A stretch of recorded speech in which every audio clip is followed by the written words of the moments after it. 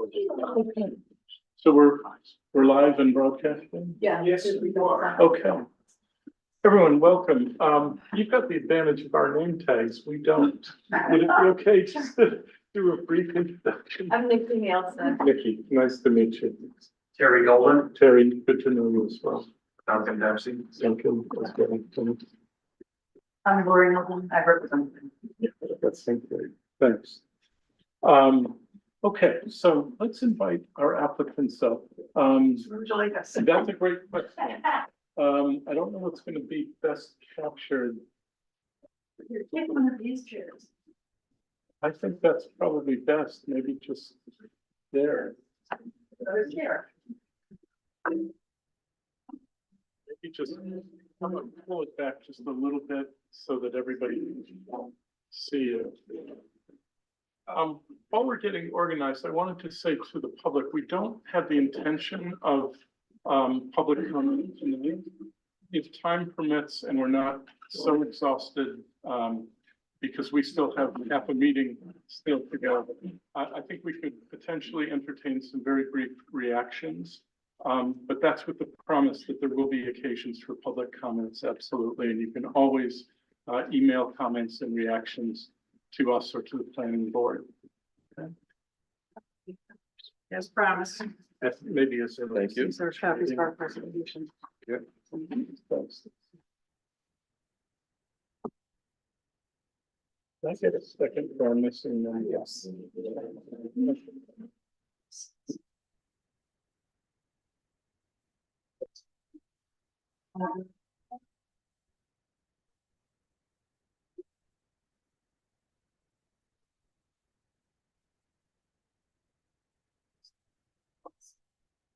Was everybody reasonably comfortable? I mean, it's a strange configuration. This is our first ever joint meeting, so we're kind of figuring it as we go. But I think it's an excellent idea, and I credit Mike for coming up with the idea that, you know, it'd be good for both boards to hear presentation and especially to hear what's in your design and thinking. So with that, I'll listen. Okay, I'll take it away. Yes, please. But before you, I couldn't hear the planning board names when I was quietly hearing them, so. I'm Nikki Nielsen. Missy? Nikki Nielsen. Thank you. Terry Golden. Terry, Golden. Duncan Dempsey. thank you very much. Okay. Hi, I'm Lisa LaFrance. I'm the president and CEO at Historic Huguenot Street. And my job is to give the Reader's Digest version of the submissions that we provided, to give some background and context on this project, kind of take a step back and let you all know where the thinking came from and what a process it's been. And then Marietta will focus in on the changes that we've made in response to some of the feedback that we've received so far. We hope to do that fairly concisely, and you're getting a copy of pretty much what we're saying tonight. So let me start by reminding everybody that Huguenot Street was founded in 1894. And we have placed stewardship of our early 18th century structures, archives, and collections at the heart of our mission, while simultaneously evolving into an award-winning educational institution that's chartered by the New York State Education Department. While programs, visitor services, and collections care were accommodated within the historic homes in the early years, the nature of historic structures makes them decidedly unsuitable for modern museum functions and visitor needs. The wear and tear that occurs is counter to our mission. The structures are physically inaccessible under current ADA standards, and the stone houses offer poor, wildly fluctuating environments inappropriate for collection, storage, and care. All of this is contrary to widely accepted museum standards. HHS is now 10 years into this process of evaluation. To address these limitations and concerns, HHS embarked on several detailed studies from external recognized consultants and architects. The consultants concluded that the best course of action to meet the needs of the historic homes, the collections, and the public would be twofold. to convert Dale Hall into a modern environmentally controlled storage facility and to begin planning for a separate facility oriented towards education and visitor services.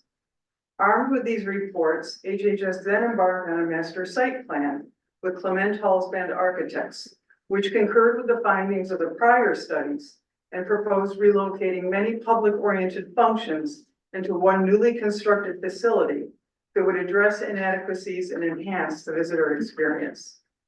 The master plan identified how museum functions were allocated across 28 structures.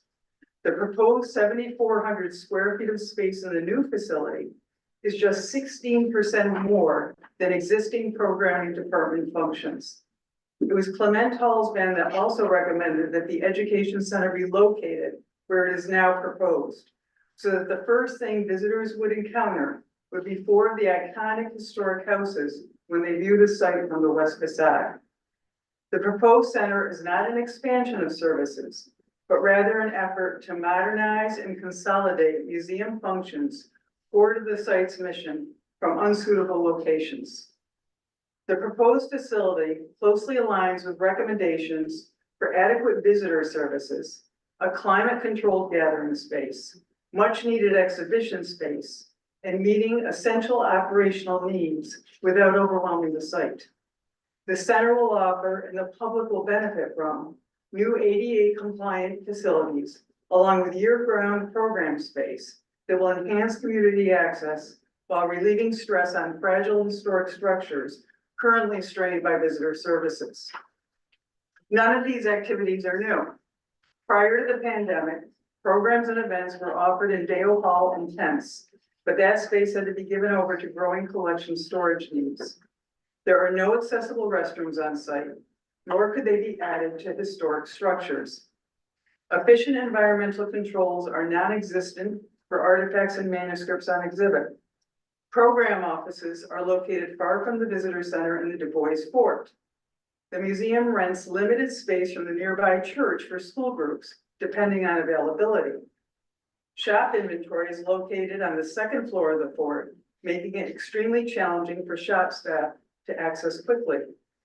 Fundraising galas and large-scale events like the annual New Netherland Marketplace or Independence Day celebrations have been held outdoors and under expensive tent rentals.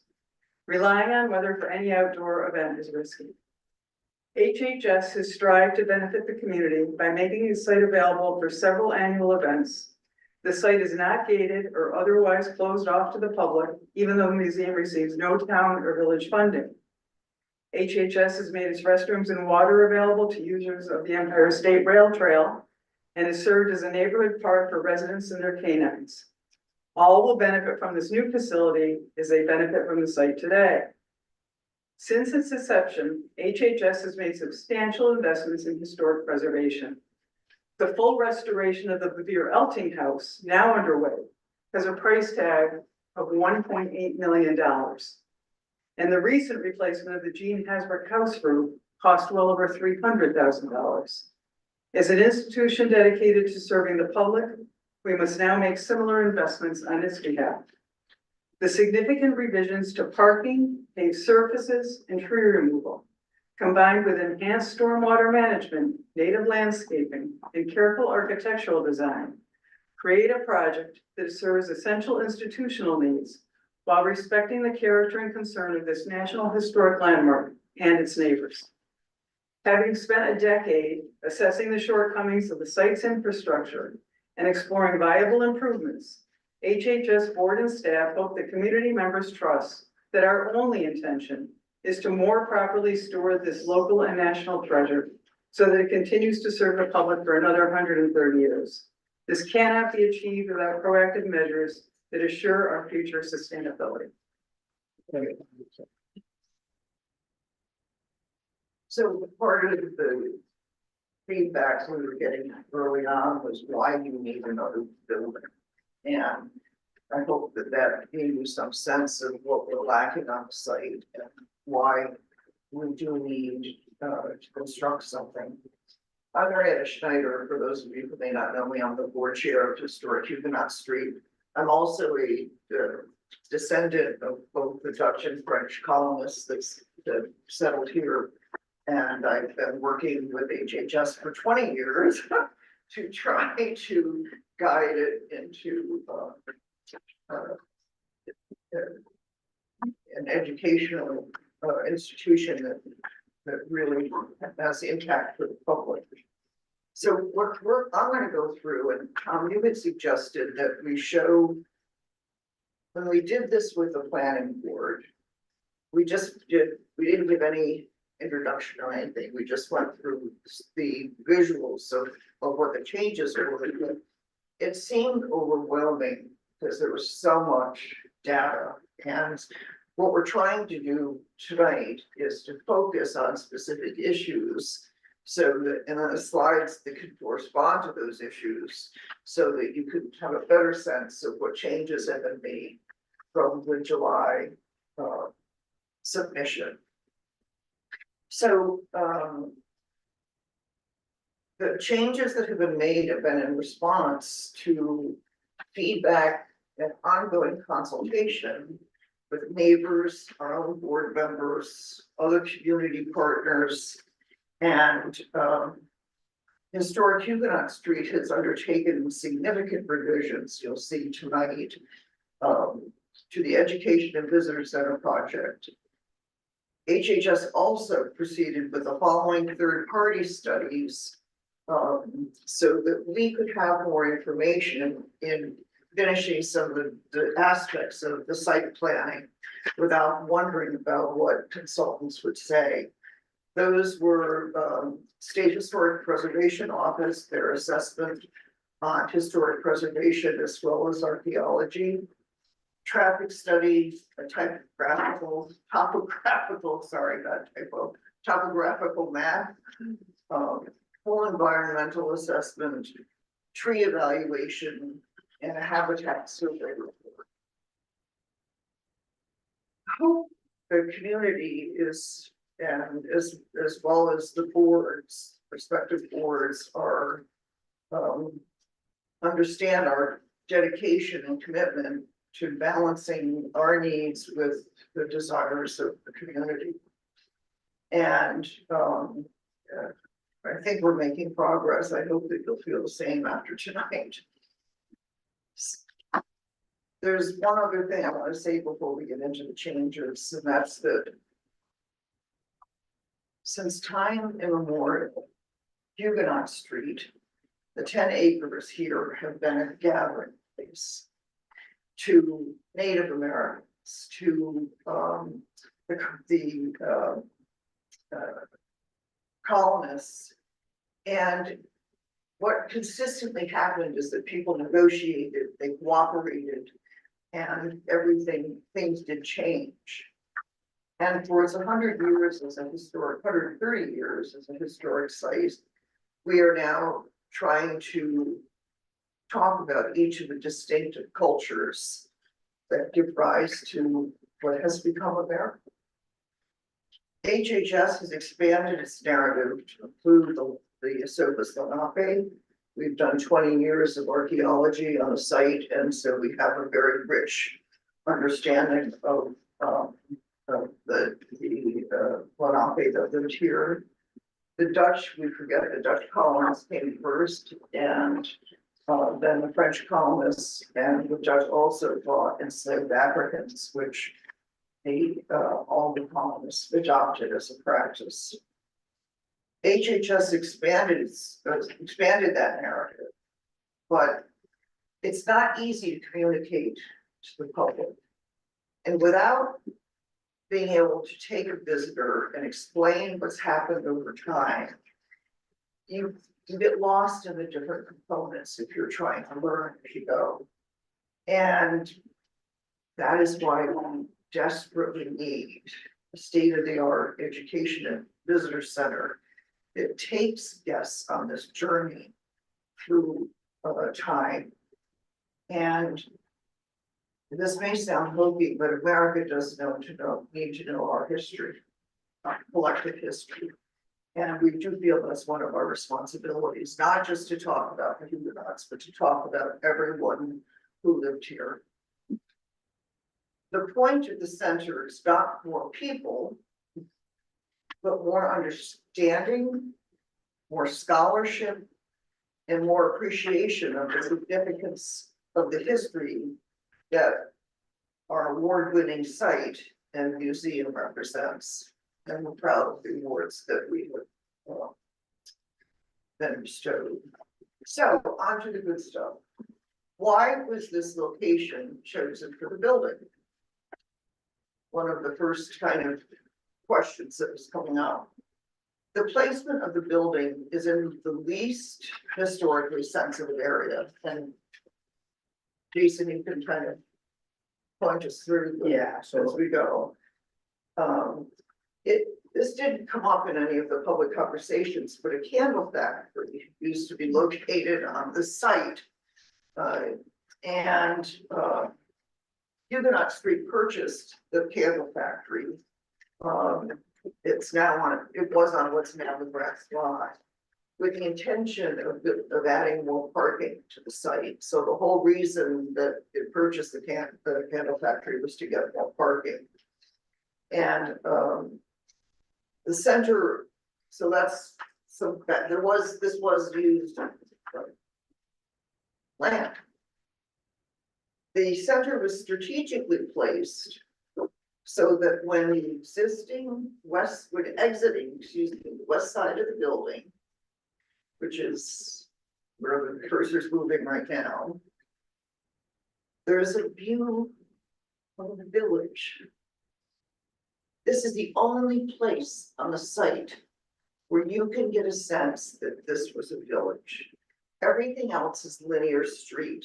So when you walk out of the center, why this is important is that you see the iconic Jean Hasbrook house, the Ford, the Virelting house, the Deo house, and as well as some of the supporting buildings, Chicken Coop and the Carriage House.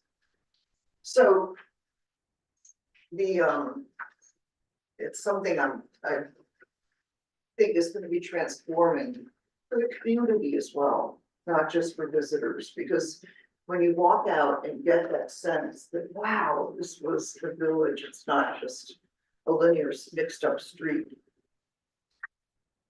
So the footprint of the building, 2 changes have been made to make this location even more desirable.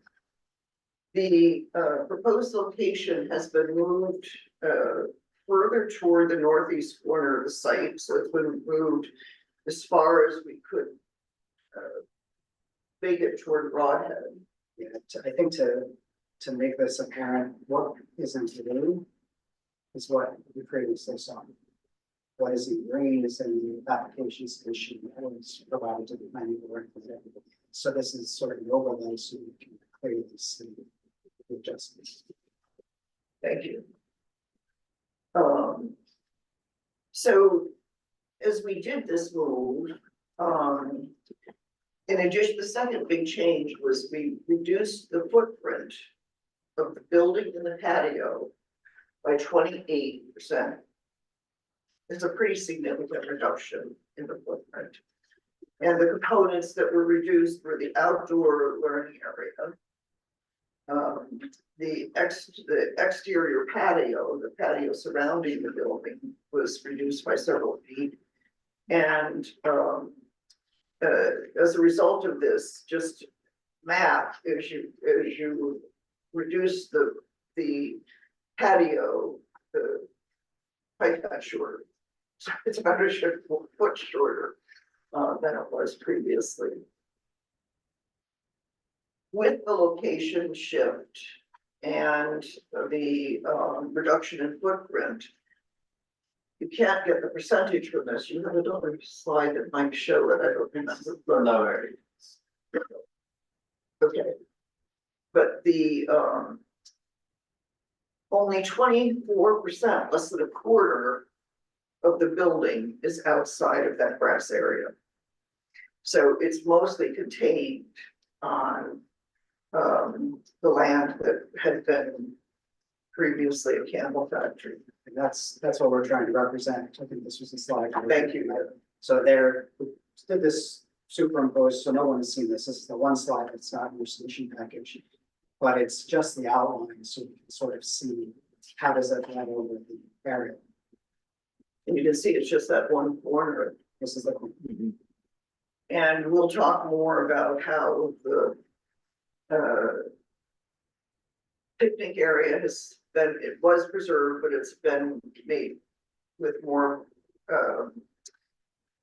space around it. You can breathe a little bit more through the picnic area now.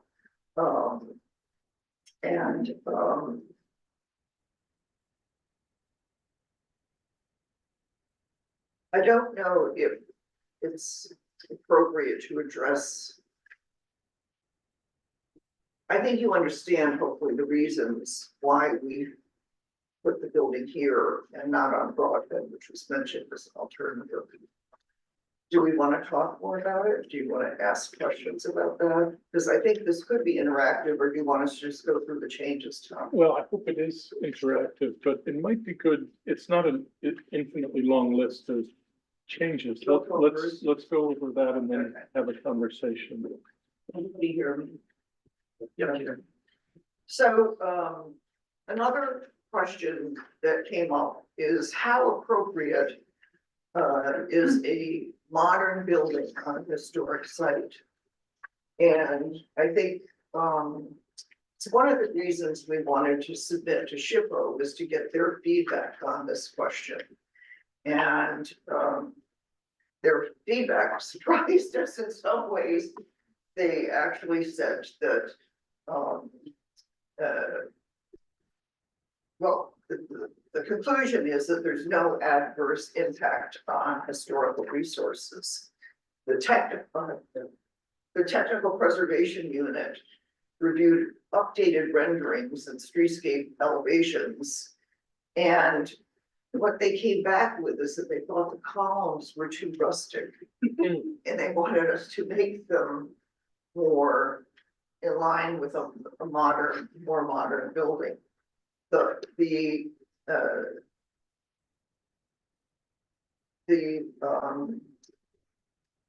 Secretary of the Interior's standards for the treatment of historic properties, it's confusing when you look at the website because there's all kinds of standards. It's for additions to building and revisions to building. And a new building is supposed to not try to replicate an existing form of structure. We had at one point thought, should we make this look like a barn, aside from it making it too tall? That's not what we should be doing. We should make it distinctive but complementary to the site, which is why we use the natural materials of wood, glass, and stone, which is what is used throughout our site. just to add to that, so we did make that submission.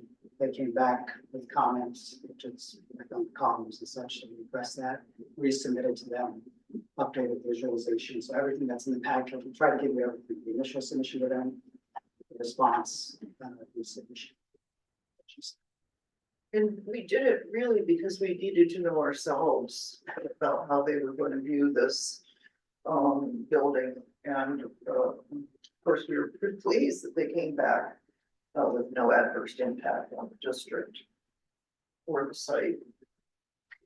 Next is questions came up when you completed archaeology, and we have, but archaeology was completed before the July submission, but we hadn't received feedback yet from SHPO. And what SHPO opined or told us that they had no further archaeological concerns for this project, unless of course we do something radical to move the building or change what we're contemplating. Is that fair? Yeah. Or if we find something. Or if we find something, which is always possible. But okay, next is parking and paving.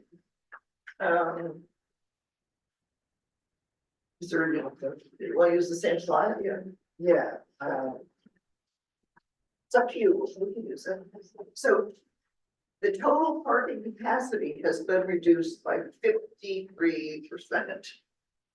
And it's not necessarily, when you look at these diagrams, it's not necessarily apparent because we still have spaces delineated so we can count what's possible. But the parking was reduced from 103 to 48 spaces. A frequent comment was that we were planning in the original parking for big events that we might have fundraisers or educational conferences or lectures that we had to come up with an alternative that found a temporary solution to parking for those events and not have it be invasive.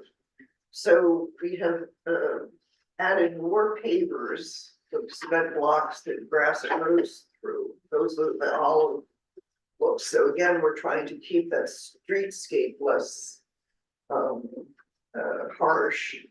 And the little island that's there, is staying. There was one person who felt it was drawing my head that they liked the streetscape.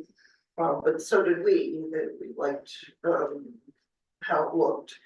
And so this gives us daily capacity, but not big event capacity. And the total paved parking spaces were reduced from 60%, 61%, from 71 to 28. So we got rid of, again, that concrete feel. And it also helps us with the, I'm not an expert on this, it does help us with stormwater management. And all the grass pavers on This is the grass pavers here, and down below, and then this is grass. So what you're seeing here is just purely grass. and they used to be that grass pavers. They've now been eliminated. There will be no pavers. It's not paved. So, So yeah, so what the plan is we call it structured grass. So we put down some stone. And we put 4 inches of topsoil, we plant grass, so that times of year where there's an overflow, you can park on it and you're not going to sink. But it's just grass. So I think it helps to address the concern about too much concrete, too much, parking. And we've softened that, and we still think it meets our needs with this overflow. And we're not gonna put lines on it. We're just going to have somebody direct parking in those events where we need it. And I think I mentioned that the paved areas have been, total paved areas have been reduced by about 28%.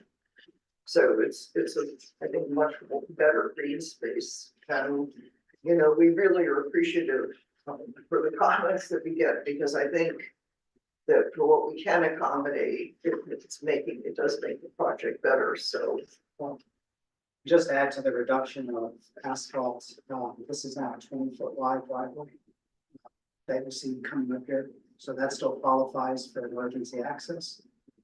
Still one way, but it was reduced. With this one. So that's all part of the adjustment. other questions came up about why can't you use the church parking lot?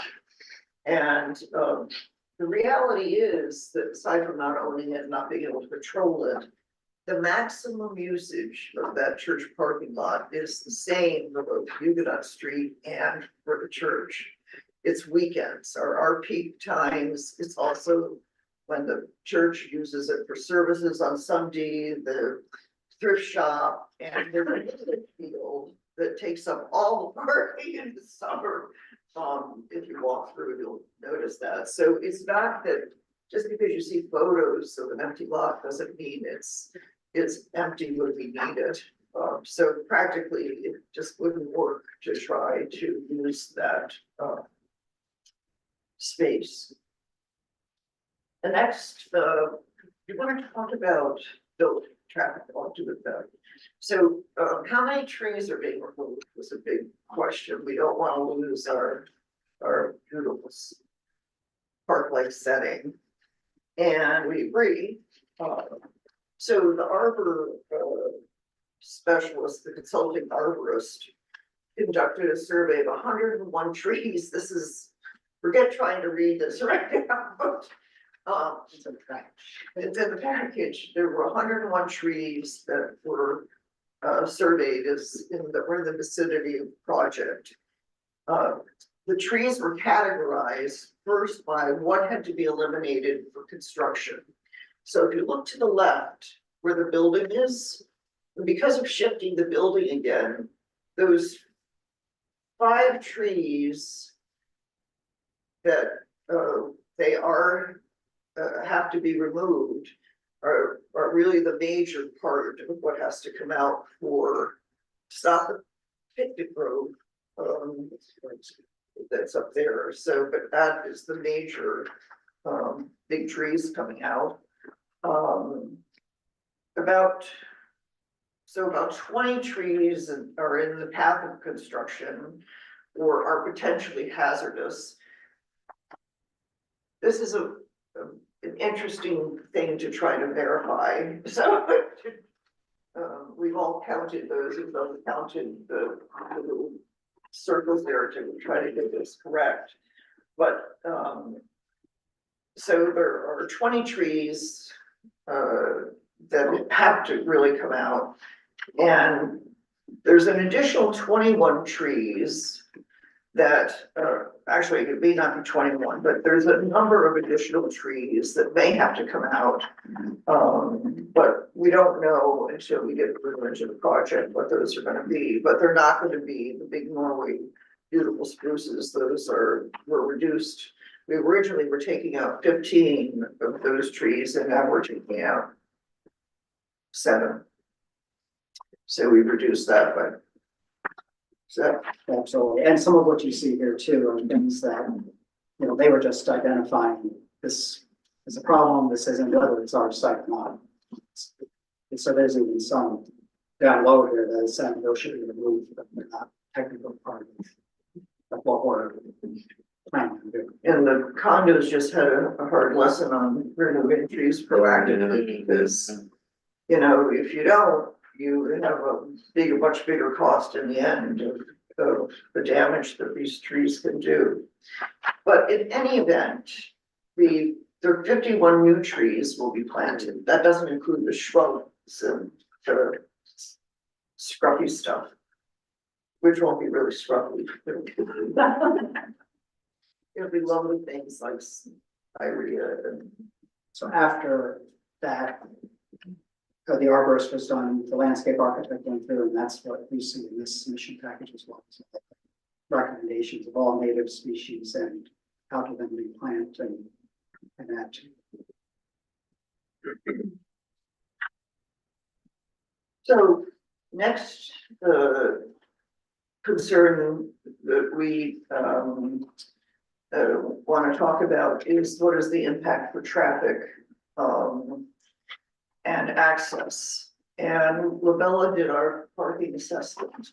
They did specifically address the condo North Front Street. So we've gone back to ask them to clarify that part of the study. But the if you want to do your magic with the cursor again. Yes. So the idea to manage traffic is to have the driveway one way. I go to a different slide, I'm sorry. That's okay. I got it. There we go. So right here. So the driveway will be one way up to really where the building is positioned, the entrance is. And interestingly, HHS already has an entrance on North Front Street for the carriage road. And you can see the little dirt part. Yeah, right here. Right there. it had a chain across it for years, but that's how the carriages used to come into the site from North Front Street. The idea and why it was designed this way is so that buses and emergency vehicles and other traffic don't have to come in Broadhead and have a big circle to turn around in. It's the only way we could address emergency vehicles coming through this, and that was worse. Talk about big part of concrete and things to turn a big fire truck around was more unsightly than the entrance on the north front. We also think, though, it makes sense to do it this way now, particularly for the overflow parking when we need it. We are going to manage, plan is to manage traffic with 2 gates. One at North Front Street there, and one at Broadhead. And the gates will give visitors a ticket. And if you use the site, you can get it stamped and the parking's free. If you don't use the site and still want to just go to the rail trail and pay a nominal fee, then you can pay for the parking when you leave. If it's not stamped or somehow coded that it's a Huguenot Street event. So we don't want traffic going through this driveway either, which is why we've tried to design why our brilliant architects have designed it this way, to keep the flow one way, and also you can't even see what's good, we're gonna be the parking with the tree cover in this aerial photo. Okay.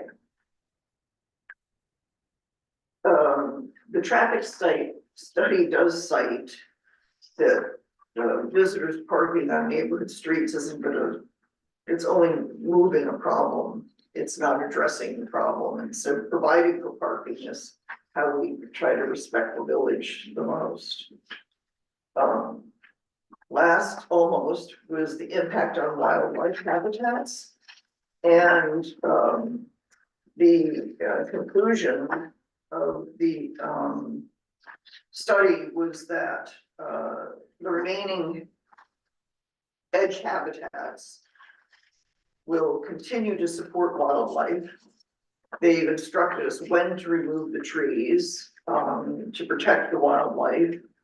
And you can see now the more official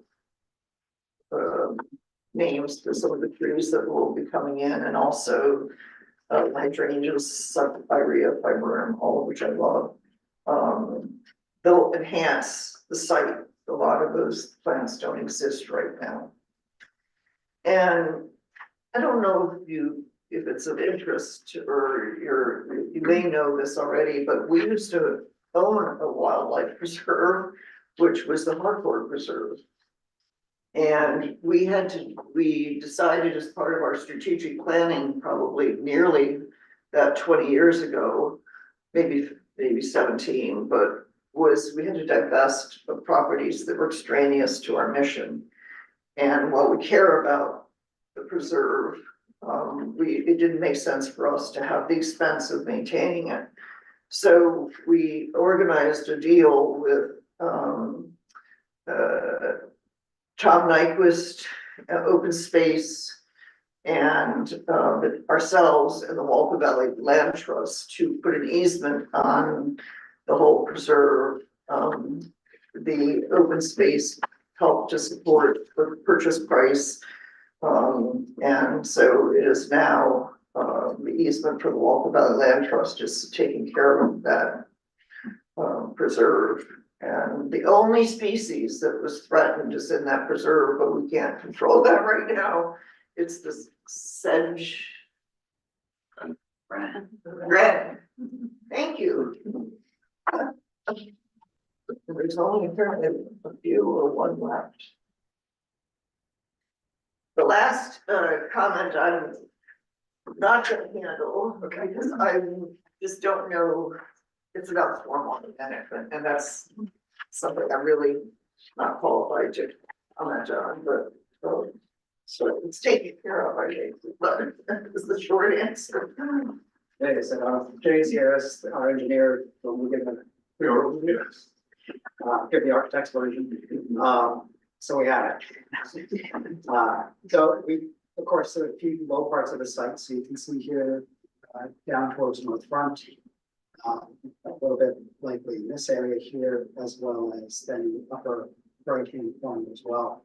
We did look at a number of things previously, so we looked at pervious pavement everywhere and tried to approach that in the soils well.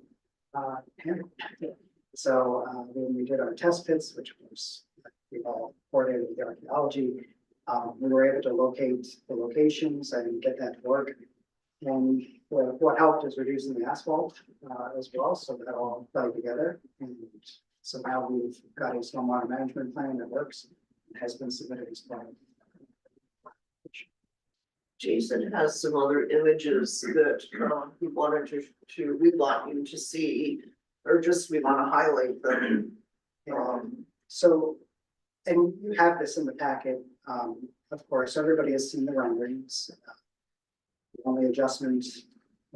Yeah, go to the elevation, is that, Yeah, we'll start, oh, no, so everybody has seen the elevations, the renderings, they've been updated a bit to reflect the adjustments that we've just been talking about.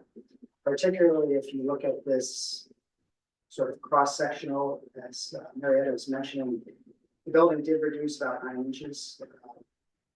It's actually what it reduced, but that's a result of as we brought the patio back and the columns back. That's of course just the nature, but it's a shallow pitch roof. That's the result. So right now it's 25 feet roughly. And then the rest of this you've seen, but it sort of gives you a cross section through the site. And you can sort of also understand with these, I think it helps to play to the reason for the siting, right? Why this location was selected in multiple different studies over the last 10 years. And this sort of helps sort of frame that. The other thing which was very extensive, and I only pulled up a few slides, but it's in the entire package, is all the visualizations that was sent to SHPO. So we analyzed, I think 11 different locations around the site. We did a photo simulation showing it in the site itself. Removing the trees that are going to be removed, planting the new trees that would be there, the new species, and doing it in all but one image in leaf off conditions in this case. So that's what we had to submit to SHPO. You have that entire package plus the updates that one is part of that. So I just pulled a few of them here. At the planning board meeting, we walked through that and went through each one, but this is one of the images where the leaves are on. So this picture of my back is to the wigwam to the fort in this image here. But we were able to go back out at a slightly different angle, and there's the path, right? So again, the back is to the fort. There's the chicken coop. That's very close. Oh, there it is. Chicken coop's behind it. And this gives you that understanding of the existing trees that are to remain, and the building as it sits there. We did outline in white just because it was hard to see. But if I zoom in, you'll see it there. And I think it also helps to understand why we selected the colors, and which we also submitted. So those are a few of the slides. There's a couple others that we just want to share tonight. Again, these have been submitted the last 4 weeks. This is from the rail trail as close a shot as you can get looking at the building if you're standing up. Oh, sorry. The slides up there are very far behind me. Apologize for that. So this is that view. I'm standing on the rail trail taking a picture. We're not removing any of the trees that are between the rail trail and the field.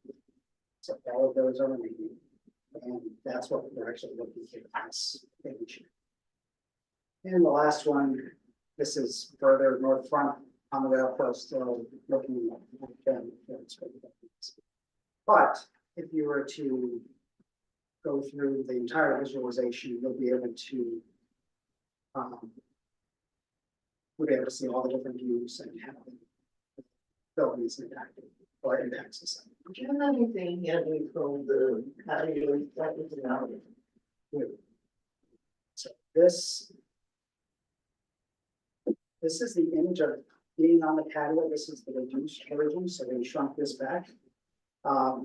And now that we've retained all of those trees, you can sort of see, again, we didn't have a shot without leaves on these trees, but there's the historic structures, and then if we turn further to the right, in this image, you'd start to see the wigwam characters.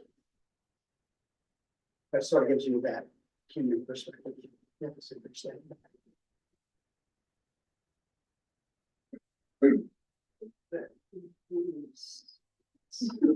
Part of our presentation, but I don't hope it was helpful because it seemed so overwhelming when you did it the other way for the planning board, so I hope this brought support.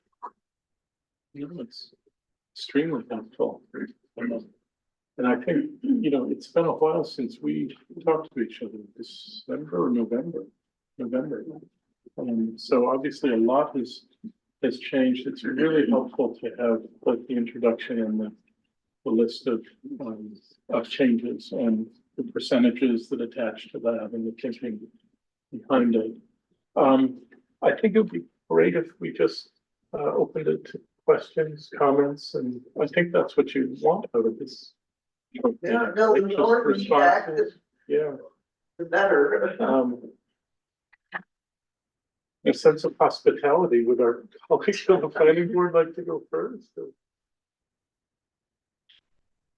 I don't have anything to say except it was a lot less overwhelming this one. I'm sorry. It was a lot less overwhelming when it Oh, was, good. the last presentation was a lot to digest.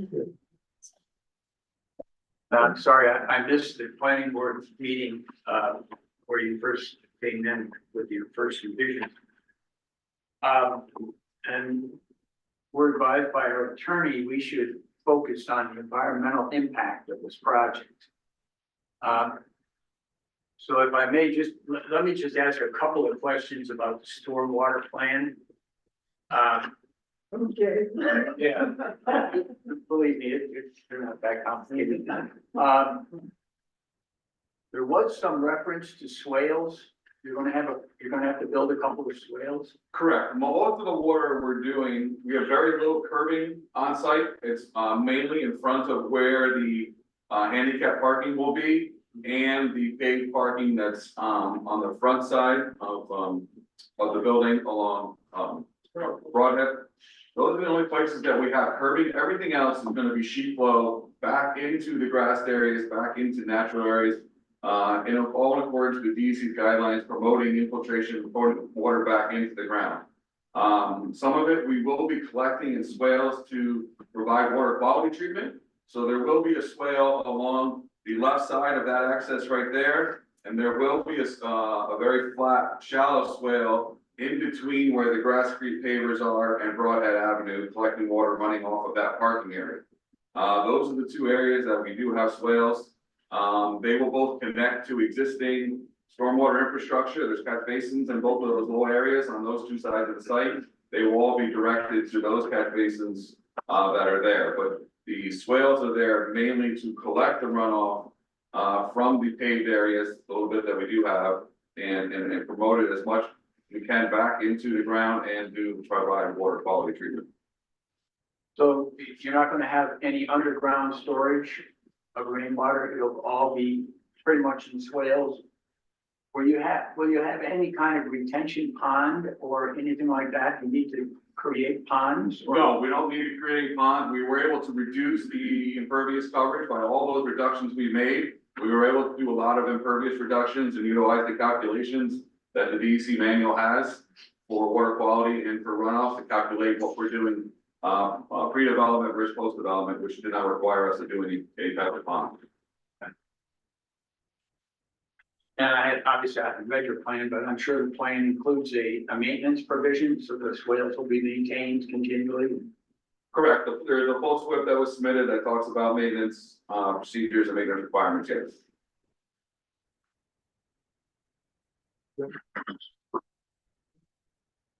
I'm taking a lot of notes, just wondering about to, scratch on.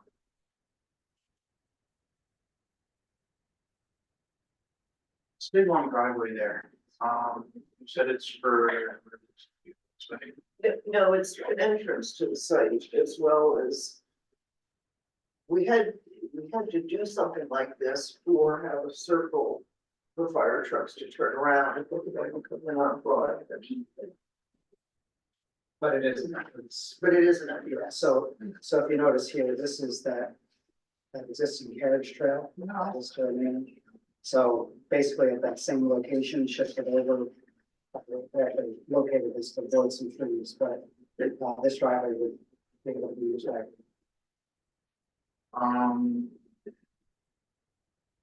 Able to be used by everyone, within the gate. Just, You get a ticket. okay, year round, And the reason to propose the rail trail is to preserve more green space on that Dale House lawn. You know, if you had done the original drive, it would cover right through the middle of that green area, which we didn't want to do, so we want to put the belt. I see the one with the trees on it again, the red, yellow, green.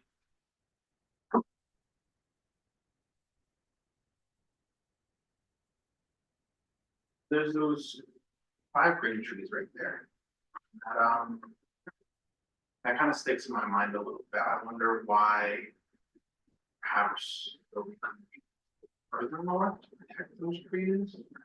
Like more could be done, because those are healthy trees. There's a lot of damaged trees, red trees elsewhere on the property that you said could probably be used or should be taken down for future safety. But I just noticed that there's a chunk of healthy trees right there that would be. Is there nothing we can do about those trees?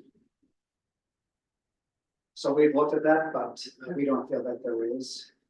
Reason is it's not just where it is. Right now, we're looking at a round circle, right, so, but you've got, as you do construction, that building is significantly further away from those. So, and these did not appear, particularly when we spoke to not only the arborist, but the landscape architect, to be trees that particularly would be sensitive on the site. So if you look at the summary of what those are. Well, how long, what's the space between the one side of the building and the parking lot that's right up there? Like that? How much space is that? Maybe it's Roughly about 50 feet. 50 feet, maybe. Okay. I just wonder if some of that couldn't be compacted to move the building a little bit so that those healthy trees, even if they're not particularly sensitive, they are still living beings. Adjusted. I don't know how far, part of it is, remember, the desire to capture the heart of the site, and as many of the historic structures that make up the historic site as we can from that west facade. And the further north you move it, the less you're gonna see that. we really want our visitors to have a sense they arrived. And that this place is special. Right now, they drive around trying to find an entrance, they drive around trying to find visitor center, and to tell our story properly, it's important that we think about this land being a village going back to the Native Americans as well as the colonial period and beyond. Well, that's something I also took a little note on. The building does seem a little modern. I mean, with the single slant roof does not really jive with the rest of the buildings. I know you said you have the ship thing, but curious what, those criteria are. You said they shouldn't recreate an existing building. You mentioned maybe a form barn. or something. Yeah, so Department of Interiors gives you guidelines on, so we can speak to this, but gives you guidelines on when you're dealing with a historic building, a historic site. It's one thing if you're dealing with an addition and a retrofit.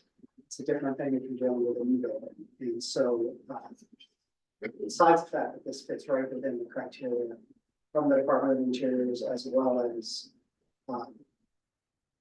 is in line with historically what is done on historic sites. We intentionally do not try to match or even blend in with those, because that inevitably doesn't turn out the way you would expect it to turn out. So that's very intentional, and that's the reason for it. As well as the fact that, this is a site that is telling a living history, and the intent of this building is to become a part of that history. I feel that it will be that, because as people that are younger come in, continue grade school experiencing this, that's going to be a part of it. In fact, even the things that happen inside is going to be much more interactive, because that is what is needed as different things. And the site has multiple periods already, early 18th century structures of the stone houses, but then you have all the 19th century houses that are considered contributing features, but they're 100 years newer. And so we have to contend with that. What time is it? Yeah. I might just add something that I don't know if you presented this point to the planning board, but the materials in the proposed structure have an indigenous quality. Maybe Jason, we could kind of repeat. So I didn't bring it up at the last meeting. So absolutely. So trying to really focus on the facade, and you take a look, I'll just zoom in on this because it sort of helps you understand it. We have what we're presenting as either, everything's natural materials, right? So it's either wood, stone, glass, there's it's really it. There's not much else to it. So we do have some help. So wood siding, we're going either cypress or cedar. These are preferred two species to be able to, the intent is to stand up, we're bringing that to review. But the goal is that both of those weather very well, particularly cypress is what I'd like to do, because I think from the beginning to the end, it's going to weather naturally and feel like it's always been. Again, reflecting this is, we've got shiplap on the horizontal wood siding, and we've got sort of the forward and backing, which breaks up the massing, as you see around, so that, but again, still using the same wood. And then we've got stone, which we've already been to 4 different floors. We think we've found one up here, so we've got samples of all of them. Already been in, but it's all to try to identify the right material, the right stone. So we found it just north of us now. And then you've got the beams and columns, which are also wood. These again are meant to be natural, although they're a bit more refined now with the comments from Chico. And then we want to get plenty of light in the space, but we didn't want it to adhere all as glass. And so we've got this form aluminum perforated panel, which is a light screen or wind screen on the glass itself. So that's perhaps what you see here. And what those perforations do, I can explain to you. You can see, but the perforations, actually, this is an image of the gumps, but there is no image of it. It's actually the size of the perforations. And that's what creates the view of that there's an actual image there. So that all is done behind the scenes. It's brought in. We've used it very successfully in the past. So those are the materials that are there. We've spoken about this with HPC, but also if you look at the stone that you see there, that stone wall there is very intentional. Throughout the building, all the utilities coming through there. So no one's putting some utilities around the building. So that's a very critical piece. This has no back of house. We see it from all angles. particularly since the property is really big. So we intentionally did that. And then the low sloping roof, so that is a metal roof. That is basically as low as we can make it, but balancing two things, right? We've got the site itself, also balancing the way people feel in the building. Right? And so all of those have to play together. So the taller sections of the building are where you've got public gathering spaces. The lower sections are where the administrative offices or the gift shop, bathrooms. So that all is intentional. Can I make a comment about the Bronx influence stone wall? That looks pretty climbable. You realize that you're gonna have people on your, you'll have people on your So we roof. had it work. You'll have people on the roof, like that would go at like a 5. It's okay. So we did have it for and we stopped it here. You notice, so you could sit, but you couldn't. But you're right at it. Based on where you are. And I don't know how to get around. You want to go, you have one on the back of the building, Yeah. screen on the back too. So Oh, that one shows us, yeah.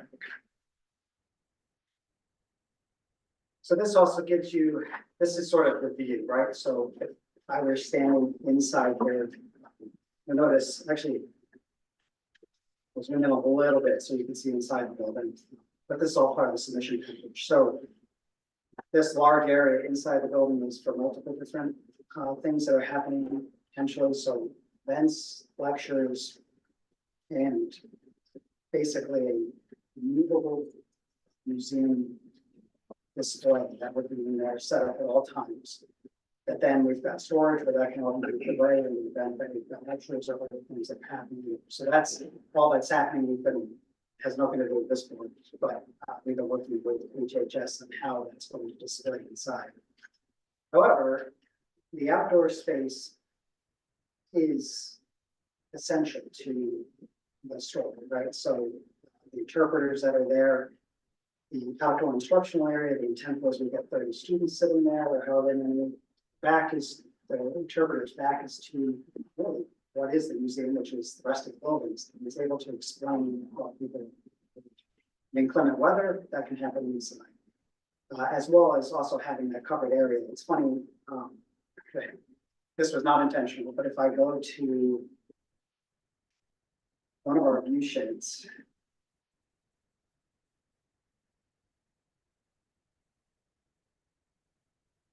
so this shows one of the tents. So this is one of the smaller tents that regularly gets put up.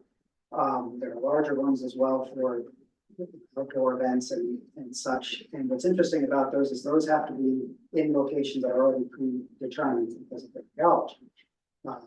That now, the intent is that all goes away. Now everything is held within the building or out on the panel. With that amount of windows there, did you address the interior lighting coming through the windows?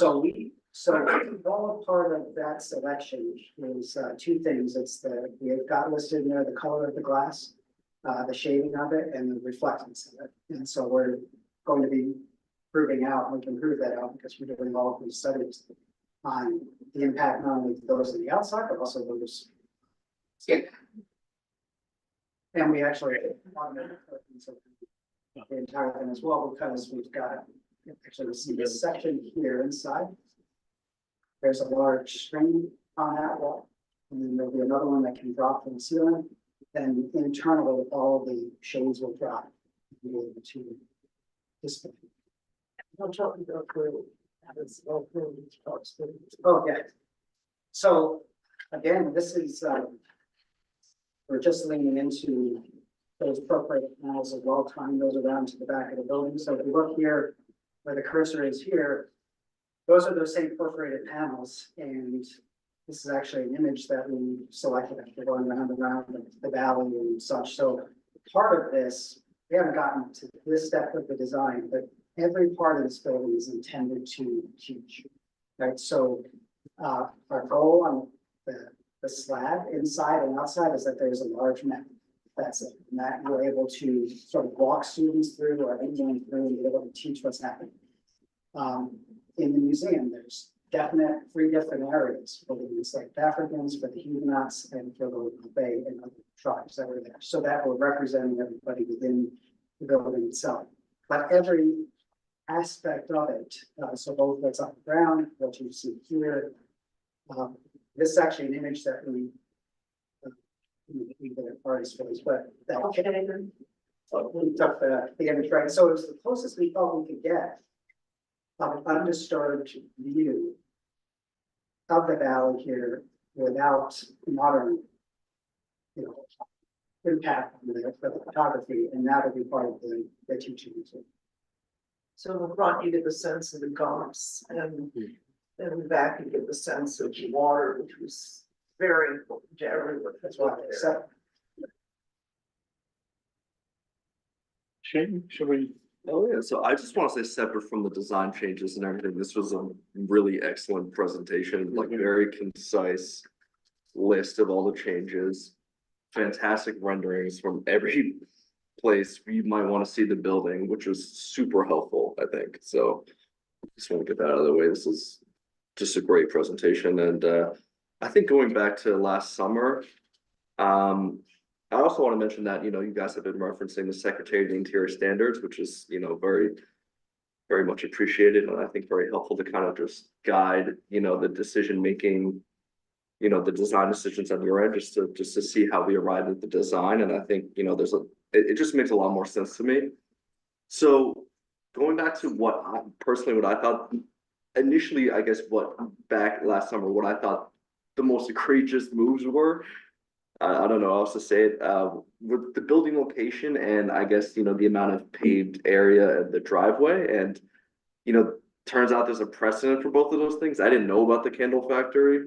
That changes a lot. There's now that it makes sense that there would be a building there, I think. Because we're gonna go for public hearing, right? There's gonna be another meeting. So what might be helpful is on this exact drawing, if possible, maybe in like on an old like Sanborn map or something, if you could find the size of the building, it might just be helpful for, just for context to see like, oh, the building is smaller than the candle factory, or is about the same size, or, even what the access to that building was, because I think that was another issue people had was, well, why not place it on Broadhead, it's right, but it turns out there's a building in that field. There's already a precedent for the building there. There's already precedent for access to the building there. So that changes a lot. And I think, that's a huge development in the way I perceive anyway, the building location, which now, makes a lot more sense. So thank you for sharing that. And I think, in terms of all the, there's a lot of improvements here, and it goes without saying, you guys had to make a lot of concessions, parking concessions, the size of the building, all of that is very much appreciated. And, nobody knows what your requirements are besides you guys. So I even appreciate the fact that you went through and explained what you needed in terms of the programmatic spaces. you didn't even really have to do that, but it was very helpful from our perspective, just to, to see again, how we arrived at, the size of the building. And, I said before, I think it's a great design. I really do. And, going back to the Secretary of the Interior Standards, in terms of distinguishing new construction, but also respecting the material palette. I think that it's very successfully done here. I think it's great. To be honest, I'm not entirely sold on the stone wall, although I like it. And I think, I don't know, the fact that it houses all the mechanical systems, that's very skillfully designed. And I don't know, I think I've come around on it, it's a cool concept. And I guess, I don't know, I think it kind of just threw off the building. It was kind of I thought it was in conflict with the rest of the building. I'm not so sure anymore. I think it works. I think overall, again, I think the buildings are really well designed. And I guess a lot of the issues I had before, with this new information about the candle factory, the existing carriage road from North Front Street, it's definitely a paradigm shift on my end in terms of, these design decisions. I think, there's a precedent for all those things, and that's super important. It really is. So And also, you know, you guys went to SHPO for their comment and you made design decisions. I mean, you know, bravo. I mean, that's great. I mean, it's great, especially, you know, I mean, we're a small board and this is a major project for us. So just to hear feedback from SHPO is, you know, it gives us a lot of confidence that things are, you know, it's going to be viewed in a positive light, you know, from these larger boards. So, you know, that's super important. So thank you for that too. We felt the same way, and then that's why we submitted all the backup reports as the years pass. Like we had the opportunity to read, but nobody else had read those, right? So those are going back from the last 10 years. One of the architects was the one who designed the FDR visitor center. So she is one of the ones that wrote that report, and so we had that, then we had the others, and then of course, as you mentioned, the SHPO. It all just sort of is like culminated, okay, everybody's sort of in agreement. Patient Yeah. approach, they really approached it. So if you have the opportunity to read those reports, that's. No, for sure. And I guess the last thing, you know, in terms of like the concept of locating the building where you guys have it and looking out on the village, you know, I that makes more sense to me now, especially with the renderings, you know, like that really helped kind of, you know, sell that. And, you know, I think it's a great concept. And, you know, it just, again, I mean, if the candle factory was there's already precedent for locating the building. You have the concept, which strengthens that, you know, location choice. So I think, you know, I don't think there's any issues there on my end anyway. I don't want to speak for the rest of the board. And yeah, I don't know. I think the design of the building is great. I mean, and just going back to the stone wall, the only thing that I guess I'm held up on is, you know, all the other materials act in the way that you would think. But like the stone wall, you know, you look at stone and structurally it's like it's holding up something, but it kind of just exists as like this, you know, design move that is kind of throwing me off. But, you know, I don't know. I think I'll come around and I still like it. And it's, I'm kind of just talking in circles here, but I think it's you know, imagining the building without the stone wall, it would be less exciting and less interesting. So maybe that's just maybe that's the only way to think about it. So, but no, I think it's great, and this was a great presentation. So, thank you. Thanks, Shane. Thank you. Yeah. Stephen? I'd like to, thanks for reducing the parking. I mean, that I'm a neighbor and that makes a big improvement. I mean, it's also, I hadn't heard that you were planning on gated fee-based parking with, I guess your move there is to keep people from just parking constantly. Or just using it as a Or, 500 pass through. yes, and I know, I mean, your current parking on Broadhead is probably 5% HHS and 95% everybody else.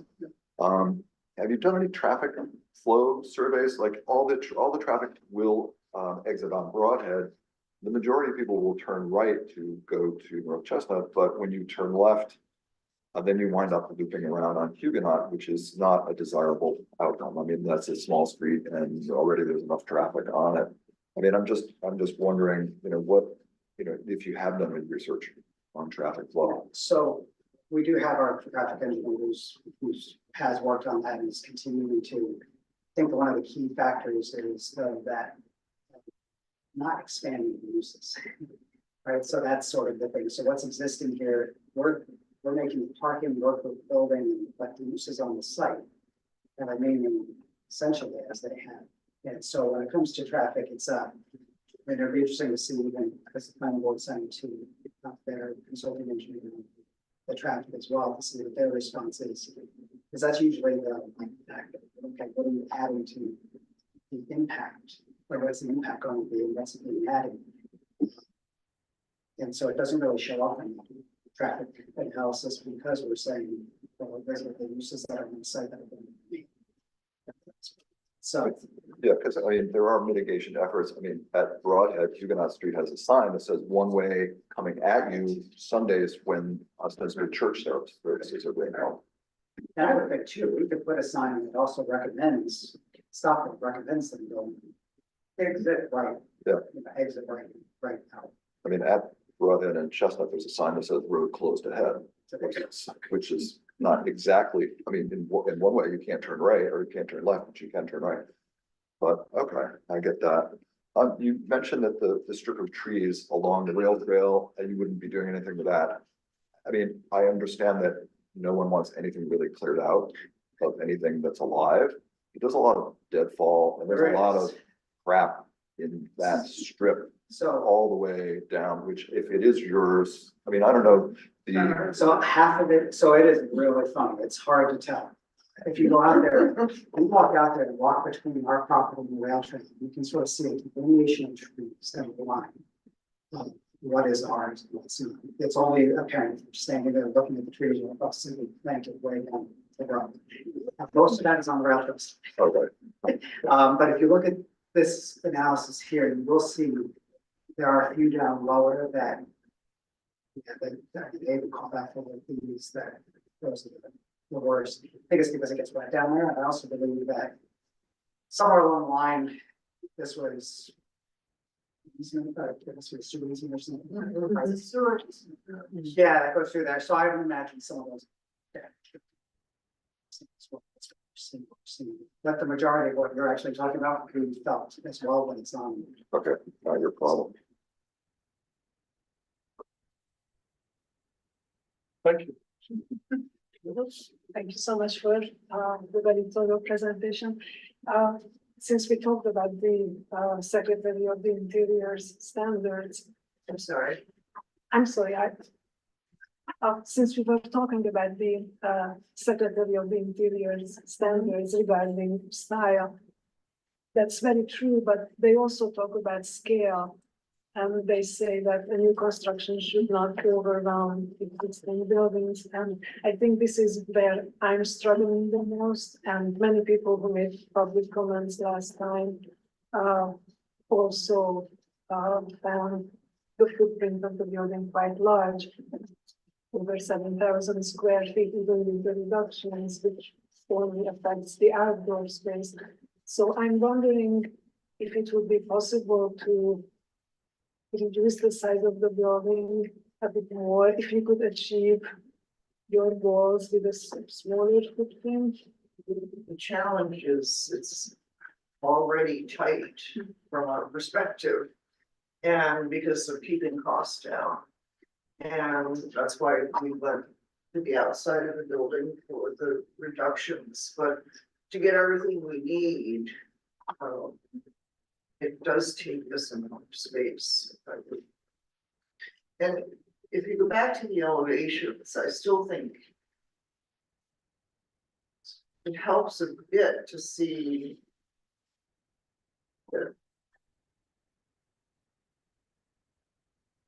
Pardon? These. Yeah, Okay.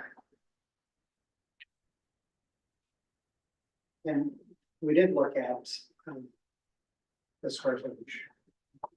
And if you take a look at some of the previous studies that have been done, they actually had a larger footprint than what we had. They had a stretched out as two buildings in one vicinity. Not trying to even get longer further.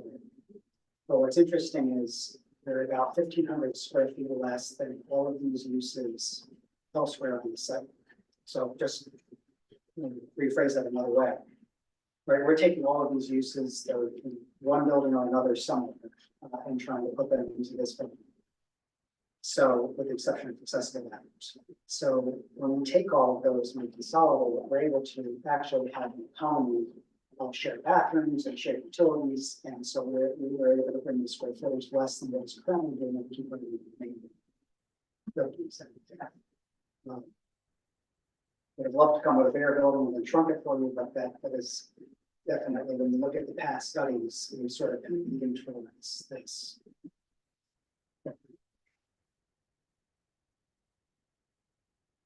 We take a look at the floor plan just to get an idea of. Oh, sorry. Because I think that is still, I mean, that is a good point.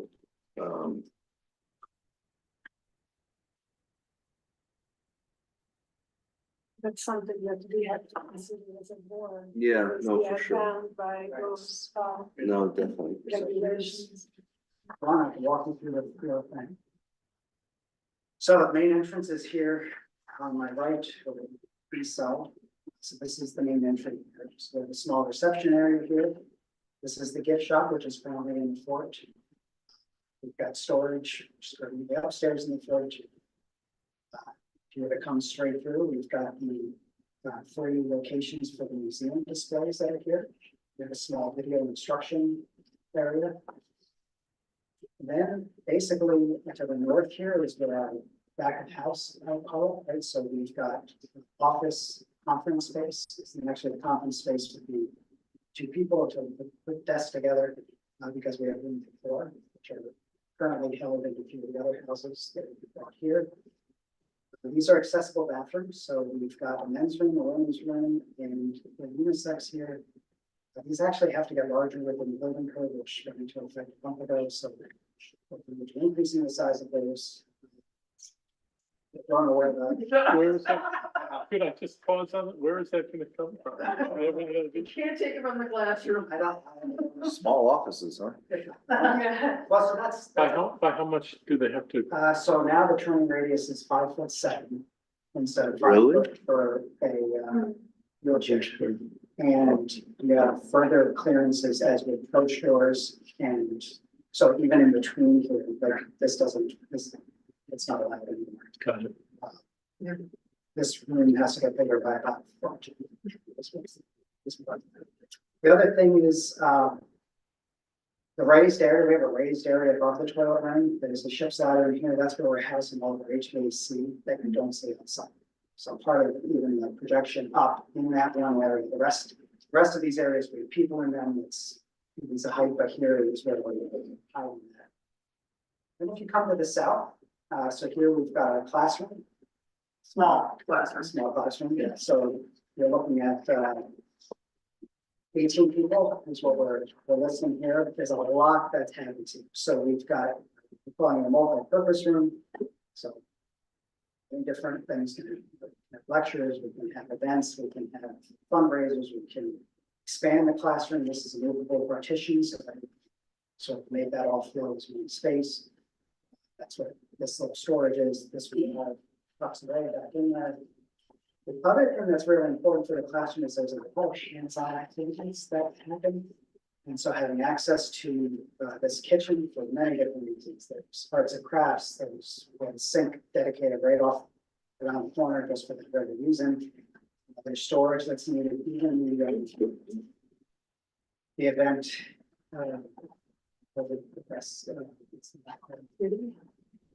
Like when you're on it from. Oh, the Netherlands Marketplace? The Netherlands Marketplace. So these are going to double as changing areas. And they're going to double as storage for the costumes, and then that all has to have a spot. So even this wall, this was intentionally without windows because that's what we get changed. So there's all different pieces that are happening as part of within this building. We have a caterer's kitchen here. And can we emphasize just the caterer's kitchen? Is that a commercial kitchen? Is that to prepare orders? So that is defined in the building code, which we can get the building inspector to issue comment, but it's essentially what we find in a house or somewhere where you can, it's prepared elsewhere, so it really does a lot. It's got a commercial dishwasher, sprays, so. And then this storage here, we added another larger storage area, so as part of this is, if we set this up with table, some chairs, they put a slide in here, then these all sort of move off to the side, and so you'll notice there's 3 distinct storage spaces. And that's all for those different uses that we've been trying to plan out in the use events. The last thing is on the floor plan, you see the mechanical room here. So it's a very unusual and unorthodox mechanical space, but we have electric room, plumbing, because we have a sprinkler system. We have this board and batten fencing, which you'll see in the renderings, and that's where we put the condensers. So essentially, we hide everything on there and you can see the those doors because of that fence. Does the caterer's kitchen have direct access to the outside? That's right there. Yeah, That's the that was point. a door there. So even if you look at the site, I mean, there's so much that goes into these, but, so if I zoom in here on the site. So this is our bus drop off. The bus can sit here, should handle two, but the other aspect is this becomes a load area, right? So now you can load, you can go right into where the kitchen is, you can go really anywhere here, but all of that was done intentionally as part of it. The other thing is we took the garbage and the garbage is here, so the garbage truck could back in here, access these, so there's other parts of the site as well, but then we're able to come out through the carriage path that's already existing and access those. Are they gonna be dumpsters or a That's, series of cans? yeah, no, so our thought was the small dumpsters were going to. So that's why it's really right at the end, so that that can make it. That's what we use now, that's what they. I'm cognizant that it's gone past 9:30. I did want to slip in one thought of several, tonight. It has to do with the gates. Last fall, as I was thinking between our two meetings, about things that I wanted to ask you about, and then we went to public comments and it was a very long evening. I'm not very comfortable with gates personally. I understand why, and actually you added to my understanding tonight about the possibility of shortcutting and passing through. But there's something hostile or suburban or Westchestery about gates that I don't really want to encourage. I hope I haven't offended anybody with that last comment. I'm just wondering if a much more sort of subtly placed kiosk where you type in your number and by the number of hours couldn't serve most of the purpose without gating it. I do understand why you don't want to just make this free parking for the rail trail. I get that. But gates malfunction, they eventually corrode because of salting and, you know, they almost never look very good. And I have a kind of running joke over at SUNY New Paltz that has two of my colleagues know what I'm talking. It's just always malfunctioning. It's just not worth it. And it's always. People just run, I don't know what. I think students wrestle it apart. But it's just, there's just all kinds of reasons that I don't like it. So I'm asking you to think maybe about something that's kind of nicely shielded or put in a wooden kiosk or something that kind of has the parking meter. I think people are more and more used to going up, putting in their credit card, typing in their number of hours and their license plate and displaying the thing. And some places you don't even have to display it. Somehow reads out on software. And then I guess the downside of that is it sort of puts policing the lot back on you, which you can decide to do with whatever vigor you might want to do. But I'd like you to think about that.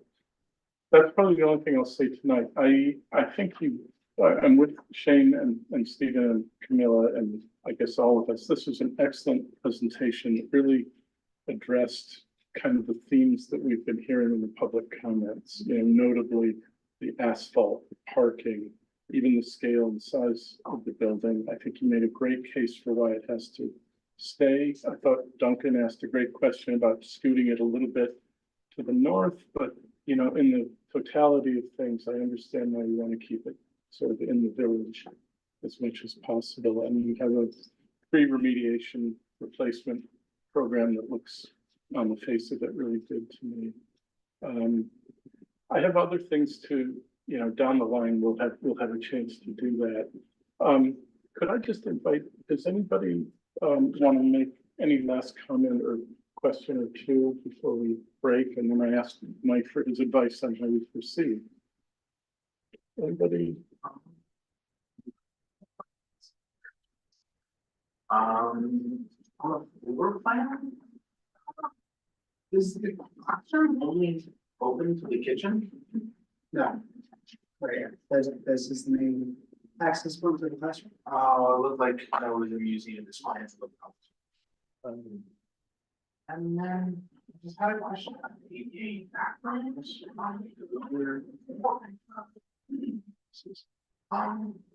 Building would be locked year round and it would only be accessible during the, what was the number 6 times a year that this building would be used? Oh, no, it'll be open.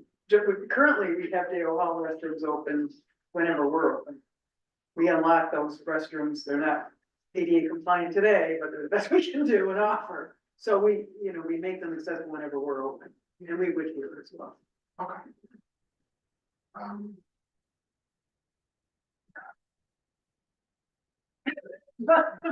Everyone's back. I guess one last thing, I just want to echo Camilla's statement about the scale, because I guess I was just focusing on everything else that seemed to get addressed in a positive way. And I think if you could figure out the scale of that existing candle building, it'll give us a sense of, of like what that precedent was. I think that would be interesting, if it's, I mean, I still think looking at the site plan, it does seem kind of large, but, I'm just curious to see, what that besides that existing building was and how the proposed building compares. We have a photo of it that we just have to get where it was located, but it's a pretty sizable. Okay, yeah, that honestly, it probably helps your case, Dale Hall is a glass factory too, just so you know. Yeah. It is tall too. For sure. Yeah, no, I think that's a really good point, Sharon. Mike, I'd like your suggestion on what is the appropriate next step. I mean, we've sort of got So, the aesthetic question. Yeah. The planning board has. so a the whole- planning board seeker has to be completed before you guys can make any decisions of any kind. The planning board has taken lead agency of it as of the last meeting. It is to the consultants now, to the planning board, to make comments back. I don't know, when do you guys feel you want to come back? I'm anticipating I'll have comment, I got the environmental already. I'm anticipating before the end of the month, I'll have the engineering, the traffic. So I'm thinking probably the first meeting in March, the third meeting, March 3rd, probably. If that gives you enough time to read. Anyway, I think we're ready. planning board will complete seeker. Okay. You can certainly convene public hearings if you want in future meetings. You just can't, you can even close them. You just can't make any decisions until the planning board has finished seeker. Okay, So, that's very helpful. yeah. To And I don't want to set a time frame on that because who knows what the comments are going to come back from the consultants, but I would anticipate the next few months that will be completed. It could be a month, it could be 2 months, could be 3, who knows? You're welcome to send comments to the planning board. Yeah. Yeah, We encourage you. yeah, and if we can just we'll do regular check-ins and I'll keep, and I don't know if all you guys have access to the Unica lab that the planning, which is the software program planning board is now using. As updates get presented there, you can go in and you can see the latest and greatest documents in real time. can you access that in the link? Yeah. Okay, so it looks like. Yeah, as a member of the public, I know I can. you can go in, you don't have to, I don't know if you have to sign up to, you might have to. I know to post you have to sign up, as a member of the public, I think you can just go see them, so. So I encourage you, regularly, or you can even sign up and get notice when there's a change on that, it'll pop up in your email and say, this has been uploaded. So, and you can set that up in, once a week, once a month, as it happens, however you want it for your own personal preference. Okay, that's really helpful. Yeah, There's a lot of letters of support that are posted there. Yeah, we've seen. yeah, All right. there's a lot of public comments and, Yeah, If you have any questions about how to use it or what you're seeing, let me know. Happy to help you out with that. I think my conclusion then is maybe we take a back seat for a month or two and just kind of wait to see how the seeker review goes. And then we can start a series of public comments. And I know the planning board will too. Somehow we have to convey to the public that, you know, our purview is a little different from all the issues that the planning board looks Right, at. you're considering, well, because yours is in the role of the Historic Preservation Commission, because it's on the National Register site. Your purview is looking at it from that perspective versus the planning board, who has that piece, but also has all the site plan issues and concerns That's and stormwater and all parking. of that, yeah. Everything else. Yeah. I mean, we also have purview because it's in the historic district. Yeah. That's actually principal. Right. Don't you have to grant a certificate of his practice? Yeah, exactly. That's why secret.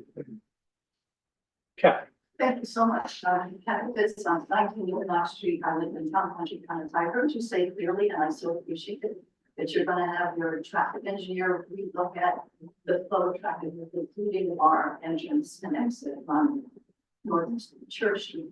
Because yes, maybe there's precedent that there was a carriage road that enters there, but that wasn't buses and cars.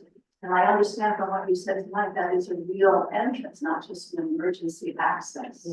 And it is one way, so I appreciate that very much, but oh boy, those of us who live there, is so much a problem already. The village is gonna have to really look at this. Maybe take away those 5 or 6 parking spaces that are on that street. People aren't gonna like that, but to make it safer, that's my proposal. Because currently it's 3 lanes unless there's snow piled up. So one of them is used for parking, but then it suddenly goes down to barely 2 lanes where those 2 stop signs are at the monument. And we enter our historic. And then the rail trail at the other end and the Gusty Meshes and acupuncture place and the Pegasus shoes and karate place. So there's a lot of parking and a lot of traffic. So even though that's one way in, will people be able to go in there coming from the east as well as from the west? And then we've got cars and buses crossing over each other without traffic.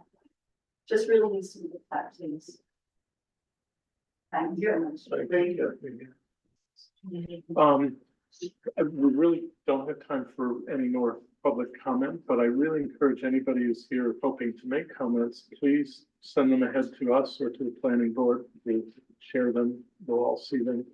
And we will make sure that there are occasions in the next couple of months for public comment. Thank you. Thank you so much. Yeah. I hope this was helpful. It helped us to be able to have efficiency. It was a lot Yeah. better than. Credit to Mike for thinking of it. We've never Thank you. done that. Thank you. So for the planning board and excuse me, Eddie, we should just adjourn the joint meeting and then you can resume. Yeah, and I guess switch over. So you ask for a motion to adjourn the joint meeting? I guess So moved. everybody, yeah, thank you. So that was moved. There, and you got it in a second. That's fine. That sounds great. All those in favor before, aye, unanimous. Thank you all very much. Thank you all. Thank you, everybody.